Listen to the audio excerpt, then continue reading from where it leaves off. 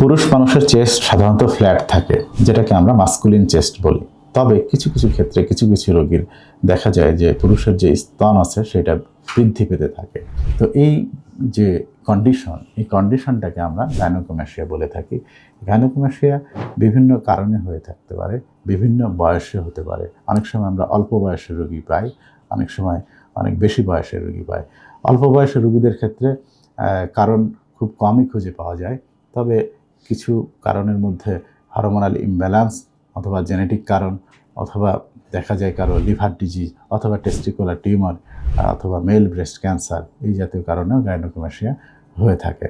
এছাড়াও এই কারণ নির্ধারণের পরে আমরা চিকিৎসার ব্যাপারে সিদ্ধান্ত নিই। যদি দেখা যায় কোনো একটা কারণ পাওয়া গেছে, বিশেষ করে কোনো ওষুধের সাইড এফেক্টের কারণে হয়, তাহলে সেই ওষুধটা আমরা অনেক সময় বন্ধ করে দিই অথবা পরিবর্তন করে দিই।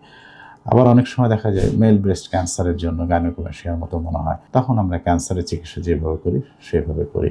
আমরা যখন কোনো কারণ খুঁজে পাই না, তখন আমরা যদি সেটা 1 বছরের বেশি সময় ধরে হয়, তখন অপারেশনের জন্য বলে থাকি বা অপারেশন করে থাকি। আমরা অপারেশনের যে পদ্ধতিগুলোর মধ্যে করি তার মধ্যে একটি হচ্ছে লাইপোসাকশন, গ্ল্যান্ডুলার এক্সিশন, একটা ছোট্ট ইনসিশন দিই আমরা, যে নিপল অ্যারিওলা কমপ্লেক্স আছে বা বাদামি অংশ আছে, এই বাদামি অংশ মার্জিন বরাবর ইনসিশন দিয়ে আমরা এই গ্ল্যান্ডুলার পোর্শনটা বের করে নিয়ে আসি।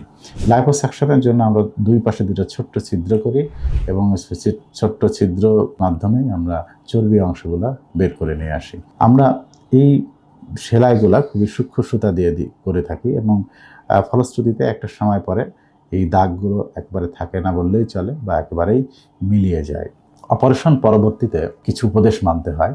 উপদেশের মধ্যে আমরা 6 সপ্তাহ প্রেসার গার্মেন্টস ব্যবহারের কথা বলে থাকি এবং 2 সপ্তাহ ভারী কাজ না করতে বলি। এবং অপারেশনটা বেশিরভাগ ক্ষেত্রে আমরা অজ্ঞান করে থাকি।